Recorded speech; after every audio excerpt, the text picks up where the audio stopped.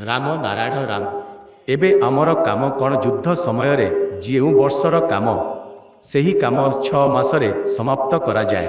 आपातकालीन स्थिति रे मध्य एभली सबुकु कुहा जाए। महान लोक माने गोटिए ढंगरे साथी नहीं थांती, सेमाने सो कल्ड अवतार नुहंती। जेउ माने जन्म साथीरु सिद्ध और मुक्त अवस्थारे आसिछंती, सेमानंक मध्यरु किछि निर्णय कले जे सेमाने 10 लाख लोकु साथी नेबे। आउ किछि कहिले 10 कोटी लोकु इंजिन होई समस्त डिब्बा को नहीं जिबा केही पाई संभव नुहे। जदि डिब्बा को इंजिन बना जाए तेबे से थकी जीव। डिब्बा डिब्बा भावरे रहिबा भल, जेउठाकु इंजिन जीव डिब्बा मध्य जीवा ठीक अटे।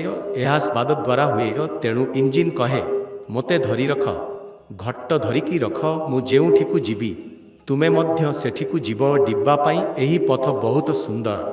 मो उद्देश्य हेउछि सेठाकु पहुँचवा। परिमाण सहित चलिबा द्वारा इंजिन गति पाई थाए। तुमे मध्य इंजिन होई जीव। प्रत्येकंक मध्यरे से शक्ति अछि और सृष्टिर नियम एही से कहिछंती। तुमे एही काम करी जाओ, धरी रख, छाड़नी। मु पूर्वरु कहिछि प्रत्येक कामरे बाधा थाए जहाकु आमे देखि पारु नाही।